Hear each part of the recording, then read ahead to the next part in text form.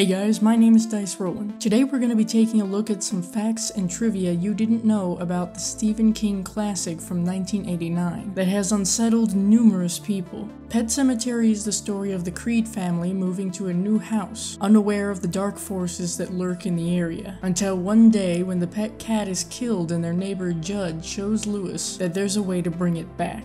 Unfortunately, whatever is buried in this place never comes back as it once was. When yet another tragedy falls on the family, Lewis learns this the hard way. So without further ado, let's dig up Pet Sematary.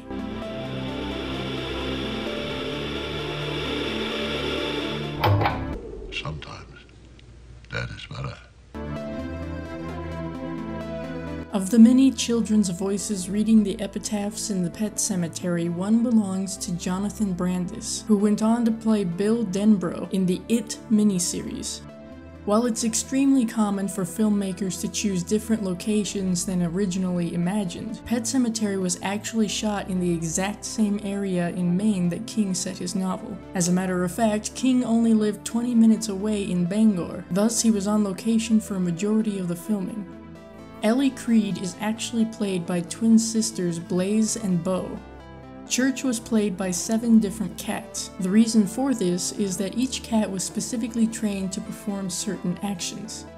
If you take a look at the bulletin board in the school as Victor is being carried in, you'll spot a poster on rabies featuring Cujo. Along with this, in the novel, Judd talks about a dog in a nearby town that killed several people.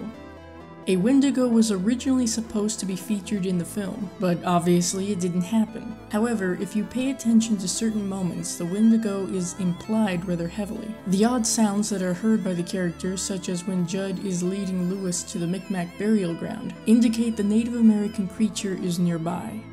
Something that ended up being a rather funny coincidence for fans of Pet Sematary and the Munsters is that Judd's boyhood dog was named Spot. Fred Gwynne's other famous character, Herman Munster, also had a pet named Spot.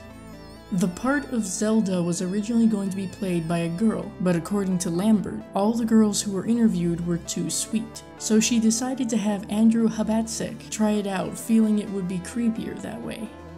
Of the many times we see Church on screen, you would think that it must have been difficult to get these cats to do a variety of things. However, Lambert has said that the most difficult thing was to get the cat to eat the pork chop Lewis brought as a distraction. For everyone who is concerned about the cat who gets jabbed with a needle during the climax of the movie, wasn't actually hurt. That needle was fake, and the cat was sedated by a veterinarian and was perfectly fine afterwards. When Rachel goes into Judd's house and finds Gage, he is dressed in a very similar way to the painting in Rachel's parents' house. This painting is of Zelda when she was younger. There's also a gray cat at her feet. The Ramones being a part of the Pet Sematary has a certain significance. Stephen King is a fan of the band and had mentioned one of their songs in the novel, and the truck driver was listening to Sheena is a Punk Rocker. So with Mary Lambert asking them if they would record a song specifically for the movie, the Ramones came up with a song of the same name, and it has become synonymous with Pet Sematary. As with many writers, Stephen King took events that happened in his life to create the story of Pet Sematary. The 2 driving ones being when his daughter's cat, Smucky, was killed on the road near his house, and when his son nearly met the same fate if King hadn't grabbed him before he ran into the road. The concept of Judd came from an elderly neighbor of King's, and even the Pet Sematary is real, in a sense. If you were traumatized by this movie, then take solace in the fact that even Stephen King himself is scared by his own story.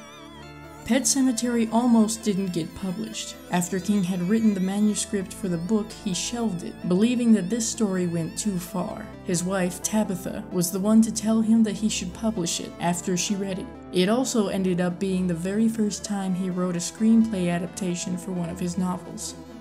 Mary Lambert got the job of director when George A. Romero, who was originally set to direct, dropped out after delays to film Monkey Shines. Another very well-known individual in the horror genre, Tom Savini, almost directed this movie too, but he turned it down. This was Miko Hughes' first movie at the age of almost 3 years old. On the topic of what it was like to play the character of Judd Crandall, Fred Gwynne had said that he stepped into the character like a pair of overalls. The tire swing tree that's in the Creed family's yard wasn't originally there when the house was chosen. The tree had to be brought in from a different location and planted in the yard to complete the desired look. I think we can all agree that Dale Midkiff did a good job as Louis Creed, but the actor we almost saw in his place was Bruce Campbell. A chainsaw would have been very handy in this movie. Brad Greenquist has said that while on set, in his full Victor Pascal makeup, people simply wouldn't sit near him during lunch because of how gruesome he looked. In the scene in which Victor first tries to warn Louis, Midkiff was supposed to be wearing shorts, like in the book, but it was reshot with him wearing regular pajamas because the filmmakers were worried that Midkiff's sexiness would detract from the tone of the scene. A different ending almost made it to the official cut of the film. Apparently, whatever happened at the very end was deemed too quiet and sad, so the more striking and horrific ending that we got replaced it. So those were some facts about Pet Sematary you may not have known. I hope you enjoyed this video. If you did, give it a like to let me know. And don't forget to leave a comment down below telling me what other horror movies you'd like to see me dig up some facts about. Also, don't forget to share this video to help the channel grow and subscribe for more videos like this. See you later.